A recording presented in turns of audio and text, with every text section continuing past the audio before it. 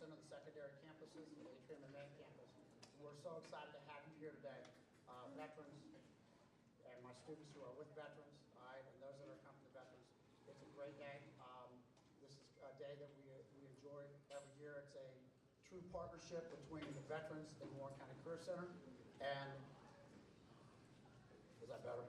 There? Yes? Okay. All right. Sorry about that. We're working on the mic here. We have several of our labs that have participated to make this day happen. At this point in time, I want to welcome all the veterans and all the people here. I want to make a special mention that I see Mrs. Phillips is here, one of our board members, and one of, I think Mrs. Grice is on her way or she's here. So at this time, I'm going to invite the color guard from Little Miami High School to come to stage to present the colors, and then we'll proceed with the national anthem and the pledge, and then a patriotic melody led by these fine students right here. So at this time, the color guard is going to take the stage. Take one.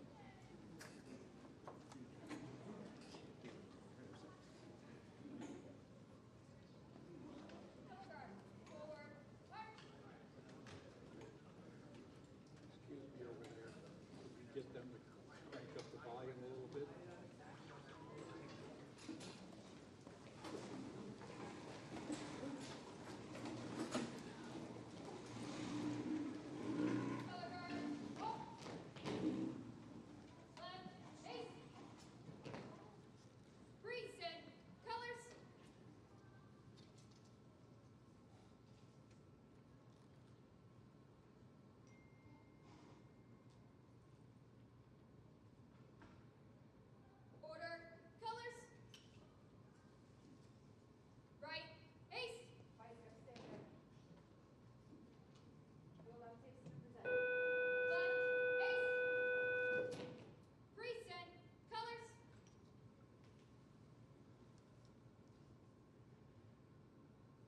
At this time, ladies and gentlemen, please stand and remove your hats for the singing of our national anthem by Miss Georgia James.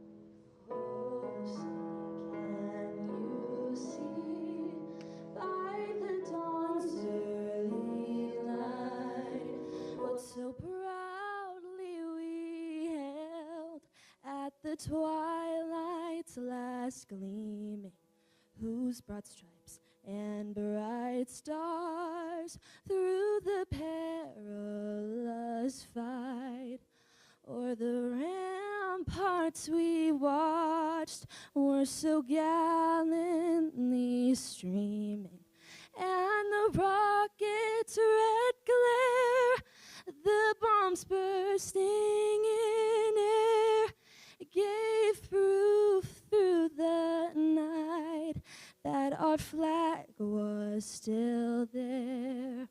Oh, say does that star-spangled banner yet wave o'er the land of the free and the home of the brave?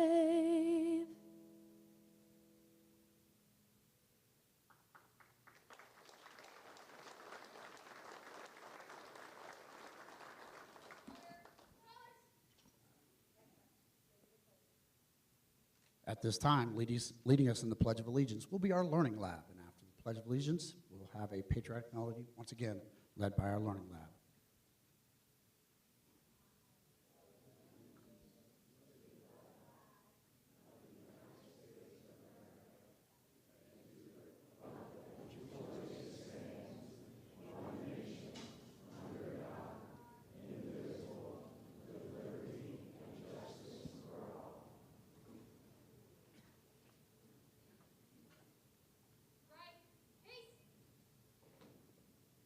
Forward, march.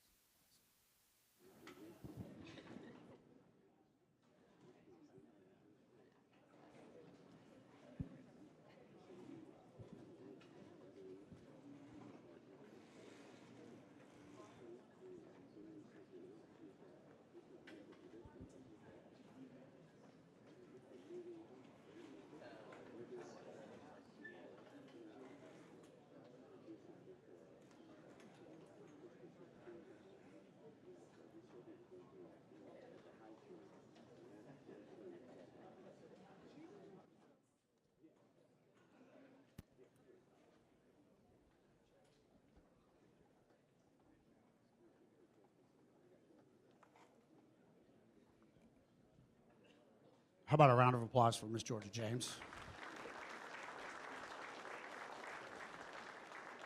And our Learning Lab kids they're typically not here on Friday, but they showed up today to sing to you guys. So one more round of applause for our preschoolers as they exit.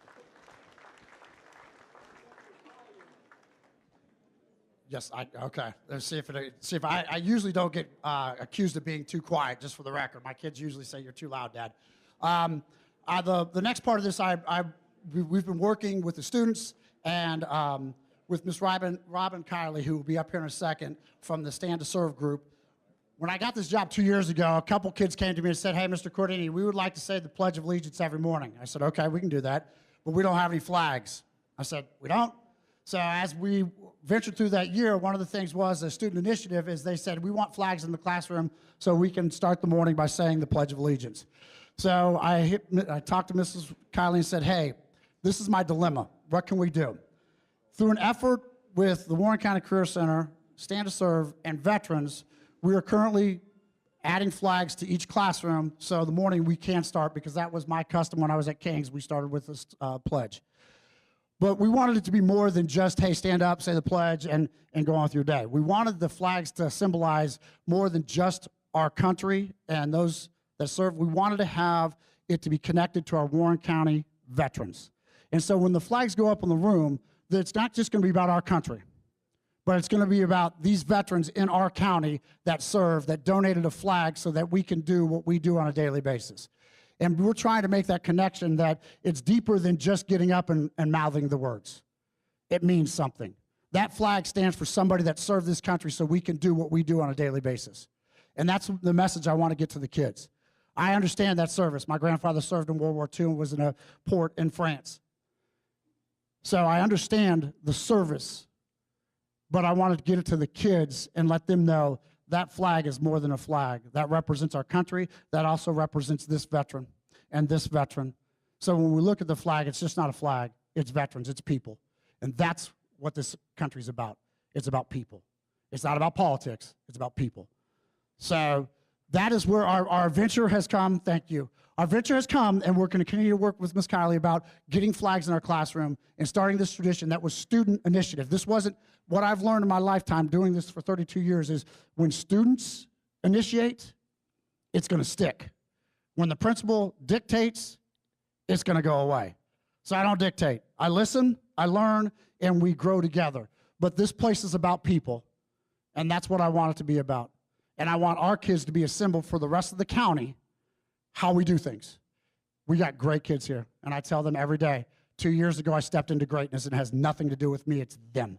They chose their future, they came here, they're gonna make a difference in this world, and as they go out, they're gonna have these lessons that people matter. And that's what these flags represent to me and to the kids. So with that, I'm gonna bring Ms. Kiley, I just saw, there she is. Come on out, Ms. Kiley, so you can talk to us about Stand to Serve and what she's doing with the flags. Round of applause for her, please. Thank you. Thank you, guys. Thank you, Mr. Cordini, and thank you for your leadership in our community to bring in our veteran community and to forge a bond with our next generation. That is critical. Today, I have distinguished veterans standing with me in the American flags donated by Stand to Serve and Folds of Honor. I'm privileged to introduce Chaplain Randy Fannin, retired Colonel, U.S. Army, and Joe Veal, retired U.S. Marine Corps. These dedicated veterans have agreed to install an American flag in the classroom labs for criminal justice, fire sciences, and construction technology labs. Immediately after our breakfast, Veteran Joe Veal will meet with students and talk about what it means to pledge to the American flag. Today, veterans and citizens unite with our young people and educators to raise up and dedicate 23 American flags in all 23 labs here at the Warren County Career Center's main campus. Our mission is that the heart, soul, and spirit of every young person in this fine institution will be touched by the meaning, and power our American flag embodies. Inspired by a veteran who served our great nation at great cost and who understands the sacrifice paid for our liberty, the rights afforded us under our Constitution and the Republic. Our young people will meet this veteran, hear their story, why they served, and understand the reason our flag deserves our utmost respect and allegiance. Our prayer is that this kickoff today for our American flag dedication will inspire you to help us secure the remaining 20 flags for all 23 classroom labs. Our flag dedications will fortify our unbreakable bond between our generations and ensure that the precious liberty we have enjoyed for 250 years continues for the next 250 years. As one nation, under God, indivisible, with liberty and justice for all. Please see me or Mr. Cordini after this ceremony to sponsor another American flag, or if you're a veteran, you would like to dedicate some time in one of our remaining classroom labs here. Thank you, and God bless America and all who have served and continue to serve her. Thank you.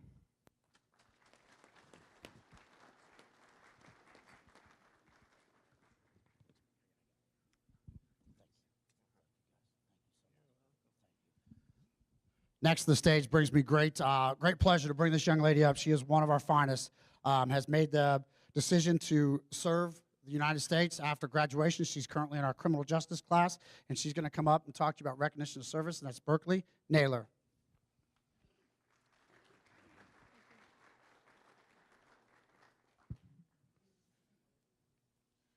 Good morning, everyone. My name is Berkeley Naylor, and I just want to start off with saying thank you for being here today, and thank you for serving us. I'm proud to stand here not only as a student and a soldier in the United States Army, but also as someone who comes from a family of veterans. My grandpa is here today, and I thank him so much for showing up for not just me, but for paving the way. To all the veterans here, thank you for paving the way. You showed us what it means to be strong and stay true to our values and to never give up. No matter how tough things get, because of you, today's soldiers have an example to follow. You built the foundations we stand on. As we share this breakfast together, please know how grateful we are for everything you've done, not just for our country, but for those who serve today. You've given us more than footsteps to follow. You've given us purpose. Thank you for your service, courage, and your example. Now I'd like to recognize everyone that has served. So anyone that is in the Army, could you please stand?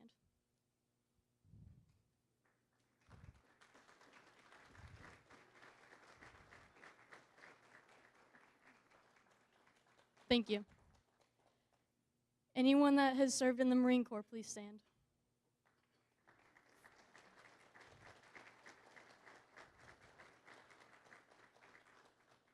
Thank you. Anyone that has served in the Navy, please stand.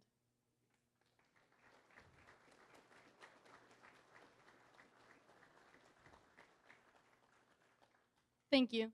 Anyone that has served in the Space Force and Coast Guard. Thank you to the very far and few for those two, and happy Veterans Day. Now I'd like to introduce Mr. Gary Copeland.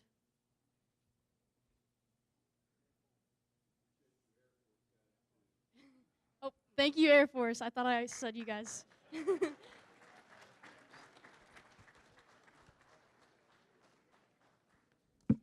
Hello. And I would like to thank Rob Cordini, Robin Kiley, the Culinary Arts, and all the students that put on this event for all these veterans, because it is well-deserved. Make no mistake about it. These are the heroes here in the United States, and they're the ones that keep this country free. I'd also like to recognize State Rep Michelle Tasca, who's here. It's great having her here. And Judge Peeler, Judge Loxley, and former State Rep Scott Lips. I know these are these are 4 individuals that do a lot to help out the veterans. So it's great that they're here today because they continue to help us veterans. A little bit about my history. So I come from a family of veterans. My great-grandfather was in the Army. My grandfather was in the Army. My dad was in the Army. I was in the Marines, and my son, who just got out of the Army as a staff sergeant, that just shows that we have a generation of military. We continue to support this country because it's a country we love. Now, my dad, as I was growing up, he was pretty strict. He was a military dad, and I appreciate that because he always did stuff that I didn't understand. He would say stuff like, he'd always want to meet my friends. And I always kind of wondered why he always wanted to meet my friends. And later on in life, I found out that he says, show me your friends, I'll predict your future. And think about that. I mean, he always said, if you fly with the buzzards, you'll become a buzzard. Fly with the eagles, you'll soar like an eagle. So he kind of inspired me to want to become a veteran. And of course, I looked into it and I thought, which one am I going to be in? I had to pick the best, the Marines.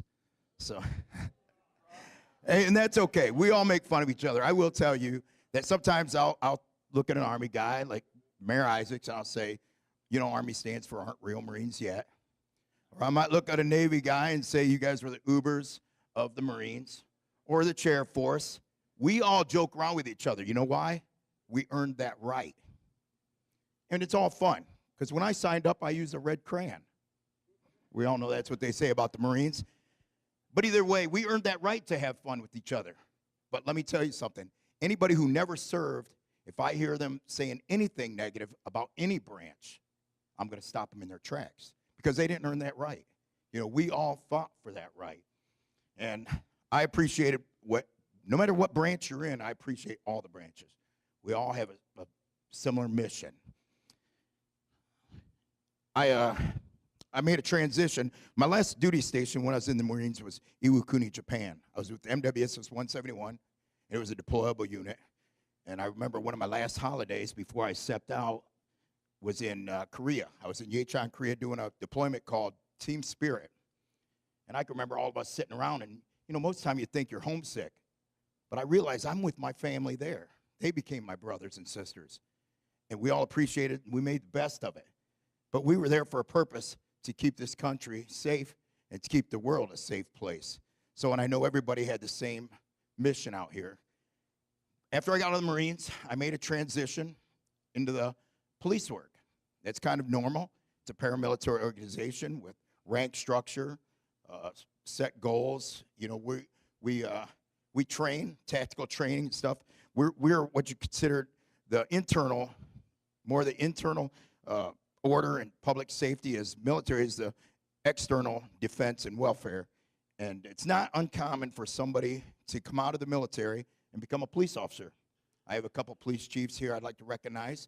Jeff Mitchell, he is the police chief of Lebanon. Great guy, great guy. Dan Bentley, he's also police chief. He's with Springboro. 2 great guys that I work with all the time. And we're also fortunate to have a great sheriff here in Warren County who is in the Army as well, and that's Barry Riley. And I will tell you, we all work together. We work as a team. And what we did is we have a term that we acquired from the military called, I got your 6. For some of you students out there that might not know what your 6 is, it's your back. When you're making a tactical entry into a building, and I'm the front man, and I'm at 12 o'clock, I need to make sure somebody's got my 6 o'clock, my back. Well, we in the police force, we have each other's back. And the same thing applied in the military. I know the Air Force had my back, the Navy, the Army, all of them. We all had each other's back. And we're always going to have your back. A good example of having somebody's back and not worrying about their rank or what branch they're in or what their MOS is I heard a story several years ago. There's a gentleman by the name of Charles Plum. Some of you might have heard it. It's a true story. Charles Plum was a captain in the Navy, and he was a fighter pilot. He flew the F-4 Phantoms. And I don't know if you know anything about the F-4 Phantoms, but they fly at 600 miles an hour. 600 knots, 690 miles per hour. Charles Plum was a decorated fighter pilot. He flew 74 missions, successful missions in Vietnam. 74 successful missions. Think about that. That guy's a hero. He had 5 days left of his tour of duty. We all call that a single-digit midget. We're ready to get out. We're short-timers. 5 days left, and he's coming stateside.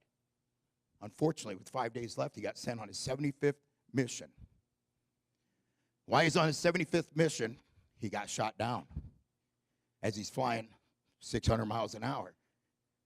He had to eject from his plane, and he parachuted into enemy territory and was captured by Vietnamese militants. He was taken into a POW camp. Charles Plum lived in an 8-by-8 cell. Now think about that.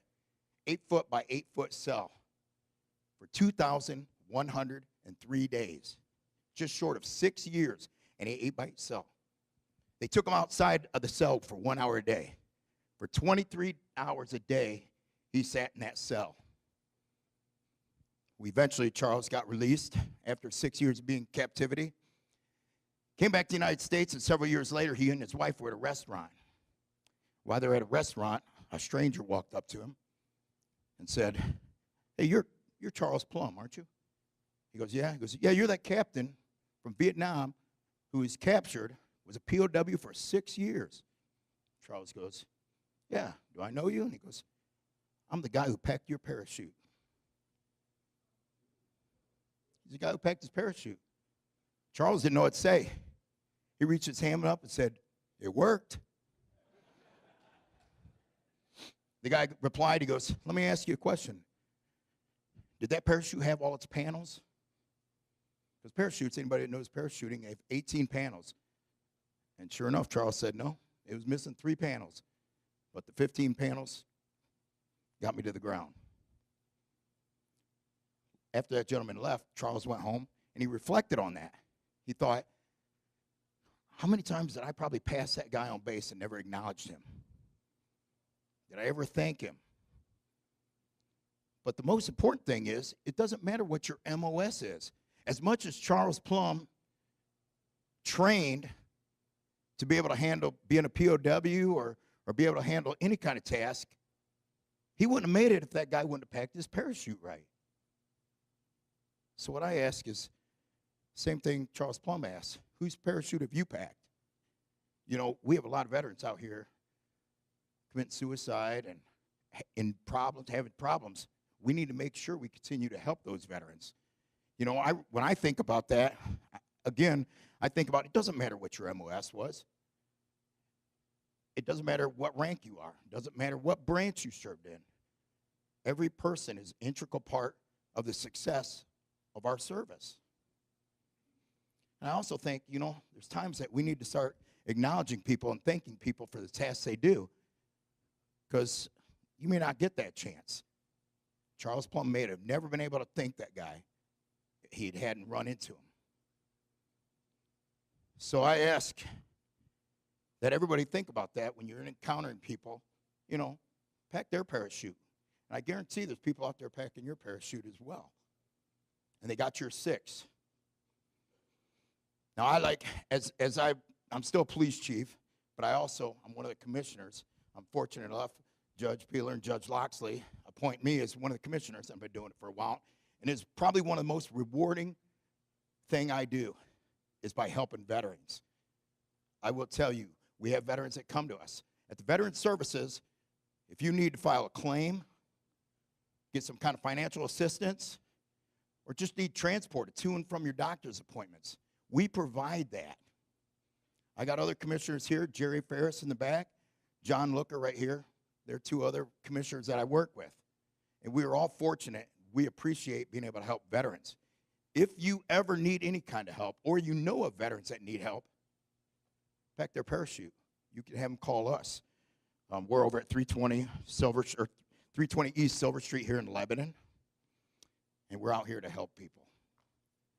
I want to personally thank each and every one of you, all you men and women out here that served, because it ain't the government that's keeping this country safe. It's the veterans.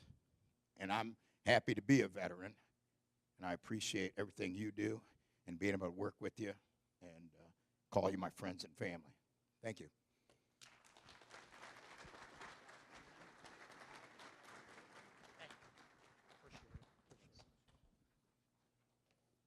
before I bring the next person up to sing again, and she's remarkably talented, as you've already heard. If you've served in the Air Force, could you please stand at this time? Air Force? I think you, there we go, there we go, there we go, there we go, there we go, there we go. I understand that people were clapping. We made the Air Force announcement. Not everybody heard. So without further ado, I'm going to bring the talent back to the stage, and that's Miss Georgia James.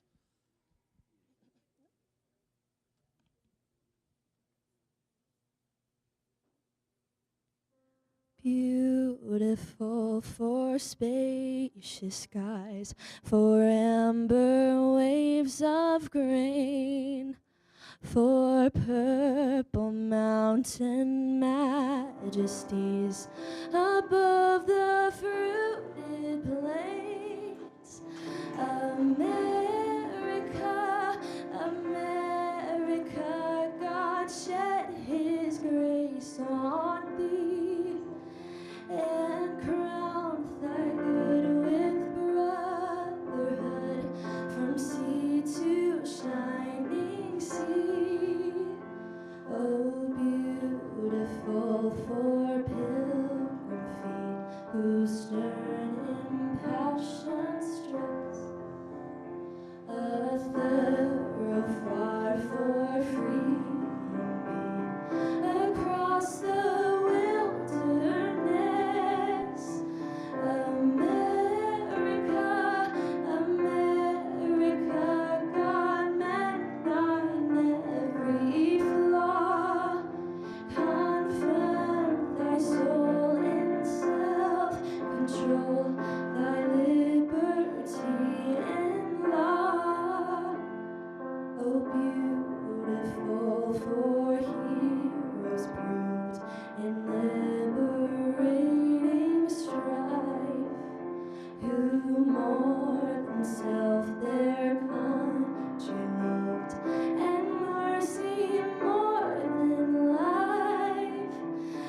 America, America, God thy gold refine, till all success be nobleness, and every gain divine.